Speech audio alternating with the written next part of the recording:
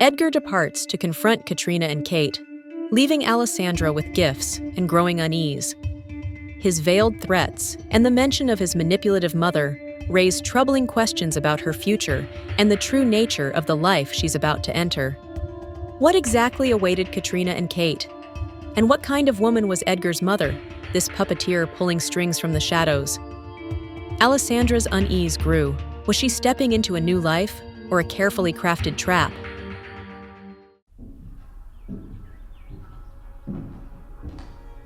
In the Barrett household, Kate dragged her feet downstairs to head for breakfast.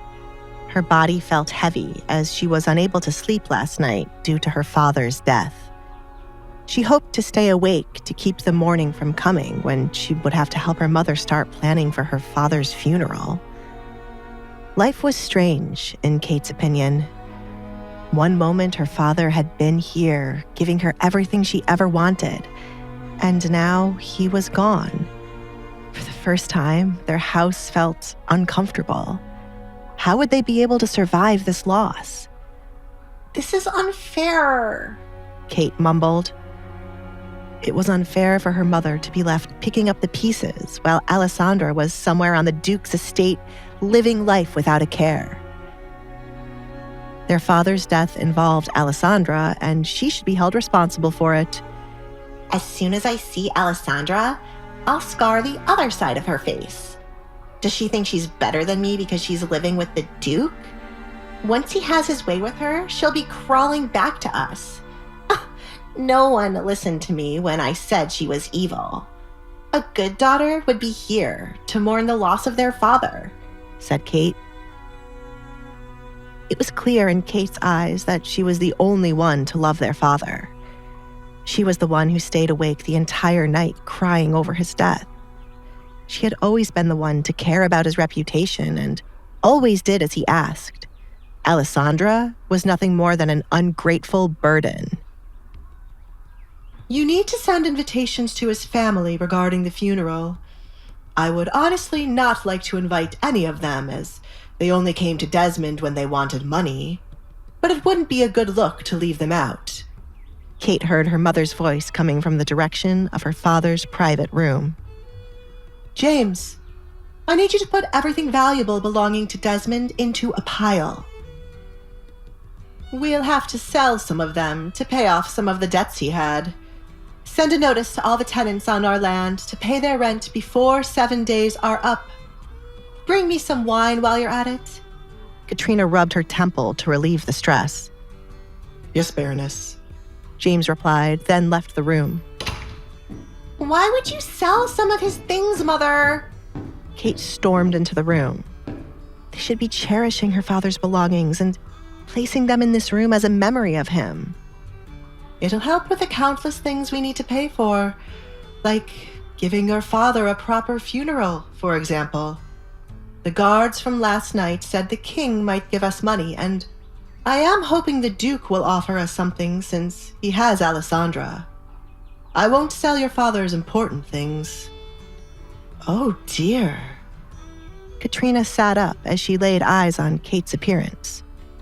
"Did you not look in the mirror before you came downstairs, Kate? You look awful."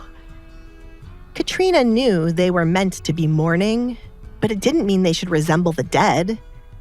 "We are going to have a lot of guests passing by to give their condolences. You need to fix your appearance before they arrive," Katrina said. She planned to make use of the attention on them to find Kate a good suitor, now that Edgar was not an option. Katrina would do everything in her power to make sure Kate married a man with equal status as Edgar Collins. It would bring her shame to have her stepdaughter living better than her own daughter. "Is that really important right now, Mother? We are in the middle of preparing for my father's death. My appearance should be excused." Kate proceeded to sit down, going against what her mother told her to do. Katrina sighed. Slightly annoyed, Kate didn't know when to use her brain. "Do you plan to stay with me forever, Kate? All of your friends are finding good suitors and we'll be married before you know it. They all know they must do whatever it takes to secure their future. Look at Alessandra. Do not mention her to me. Kate yelled, angered by Alessandra's name being called. I am well aware I am the one in my friend group meant to be married first. I am the one who is meant to be waking up in Edgar's arms right now. Don't you think I understand that, Mother? What makes you think I want to hear about how good Alessandra is to trap Edgar? Kate's rage simmered, a dangerous cocktail of grief and resentment. Alessandra's name was a brand on her heart, a constant reminder of everything she'd lost. Her father, her future, her perceived place in society, all stolen, she believed, by her half-sister. But was Alessandra truly to blame? Was Kate's anger justified, or was it a misplaced rage fueled by her own insecurities and a desperate need to reclaim her perceived destiny?